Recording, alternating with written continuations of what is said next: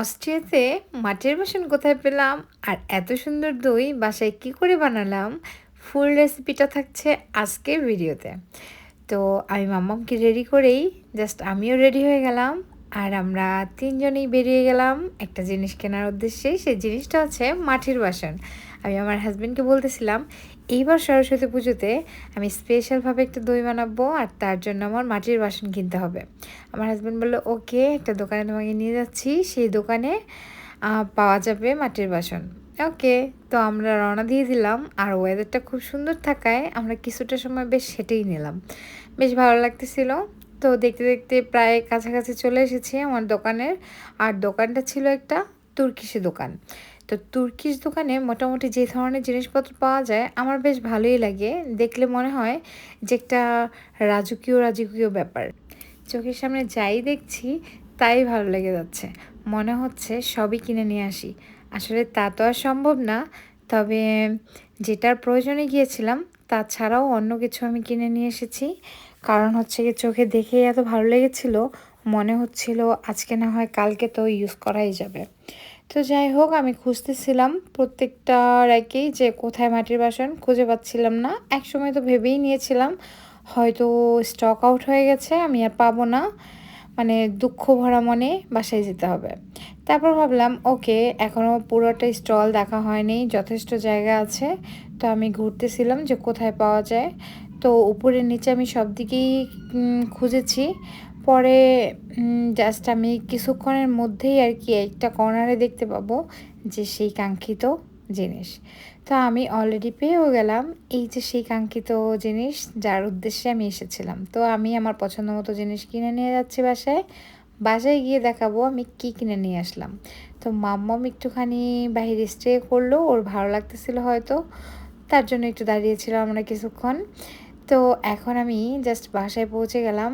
আর আমি সব কিছু দেখাবো না কী কী কিনেছি, তাহলে ভিডিওটা অনেক বেশি বড় হয়ে যাবে। আমি জাস্ট 2 ধরনের বাসন কিনেছিলাম এই দইয়ের জন্য। আর 2 ধরনের বাসনই আমি ট্রাই করব। এটা ম্যান্ডেটরি না যে লাগবেই, এটা জাস্ট শখের বশে আমার কেনা। দেখতে একটু বাজার থেকে কিনে এনেছি দই ওইরকম ফিল পাওয়ার জন্য, এই আর কি। তো আমি এখনই শুরু করব আমার দইয়ের রেসিপি।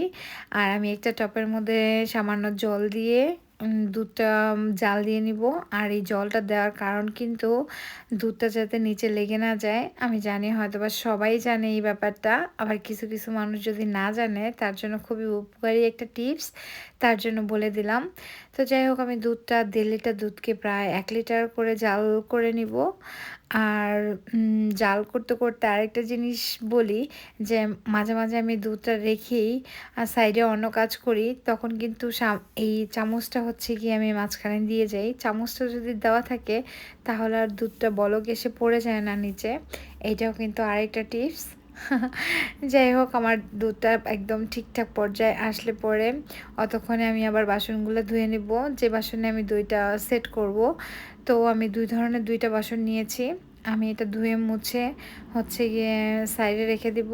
আর এখন আমি এই দুধের মধ্যে চিনিটা দিয়ে দিব। চিনিটা প্রায় আমি 1 লিটার দুধে 1 কাপ পরিমাণে চিনি দিয়েছি।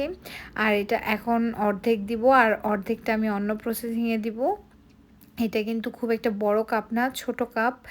তো দুধটা জাল দেওয়া হলে পরে আমি একটা আলাদা বাসনে রেখে দেব। আর সেই টপটা ধুয়ে তার মধ্যে আমি চিনিটা একটু জল দিয়ে ক্যারামেল বানিয়ে নিব। ক্যারামেল হওয়ার পরে আমি গরম দুধটা তার মধ্যে দিয়ে দিব। আর কিছুক্ষণ জাল দেওয়ার পরে 3-4 মিনিট জাল দেওয়ার পরে আমি একটু এটা জাস্ট হালকা ঠান্ডা করে নেব। আর এরকম ঠান্ডা যে আমি আঙ্গুল দিলে পরে আমার হাতটা সহ্য করা যায় আর কি, হাতে খুব একটা গরম না লাগে। ওই সময় আমি 1 কাপ দই দিয়ে দিব, টক দই এটা। তো টক দইটা দেওয়ার পরে সুন্দরভাবে মিশিয়ে আমি যেই পাত্রে সেট করব সেই পাত্রে জাস্ট দুধটা ঢেলে নিব। আমার দেখেই খুব শান্তি লাগতেছে। তো দেখি কি অবস্থা হয়। তো হচ্ছে গিয়ে এখন আমি এটা ওভেনে সেট করব। নর্মালি হয় যে আমি আমার মা ঠাকুমাকে দেখতাম যে কম্বলের নিচে বা কাঁথার নিচে দেয়। এর মেন বেসিক কারণ হচ্ছে গিয়ে গরমে রাখতে হবে, তাহলে দইটা পড়বে। তো এইখানে কাঁথা কম্বল পেঁচিয়ে রাখার আমার স্পেস নেই, কারণ আমার বাচ্চা ছোট, ও তো হচ্ছে যে কোনো সময় টান দিতে পারে, দ্যাটস ওয়াই আমি ওভেনের মধ্যেই দিলাম। আর আমি প্রায় 100 ডিগ্রি টেম্পারেচারে 1 ঘন্টা 40 মিনিটের জন্য দিয়েছিলাম। তারপরে এটা জাস্ট ঠান্ডা হওয়ার পরে আমি একটা র্যাপিং মানে কাগজ পেঁচিয়ে তারপর আমি এটা ফ্রিজে রেখে দেবো। আর এটা আমি অনলাইন থেকে কিনেছিলাম, বেশ সুন্দর, আমার ভালো লাগা থেকে কিনেছি। তো যাই হোক, এই কাগজটা দিয়ে আমি সুন্দরভাবে ঢেকে, মানে এটা একটা পলিথিনের মতো আর কি র্যাপ করে রাখা যায়, সুন্দর একদম ইজি ইউজ। তো যাই হোক, আমি ফ্রিজে রেখে দিয়েছিলাম। আর সরস্বতী পুজোর দিন সকালবেলা আমি দেখলাম এত সুন্দর সেট হয়ে গেছে আমার দই, দেখে তো মনে হচ্ছে একদম বগুড়ার দই। তো যাই হোক, আমার হাজব্যান্ড তো অনেক সুন্দর সুন্দর কমপ্লিমেন্ট দিছে। আমি তো জানি যে আমার হাজব্যান্ড তো ভালো ভালো কমপ্লিমেন্ট দিবেই। আপনারা দেখে বলুন তো কেমন হয়েছে আমার দইটা। যদি আপনাদের কাছে আমার রেসিপিটা ভালো লাগে তাহলে প্লিজ ট্রাই করে দেখবেন। আর প্লিজ কমেন্ট করে জানাবেন আমার রেসিপিটা আপনাদের কেমন লাগলো। আর ভালো লাগলে please subscribe my YouTube channel and follow my Facebook page. Thanks for watching. Thank you so much.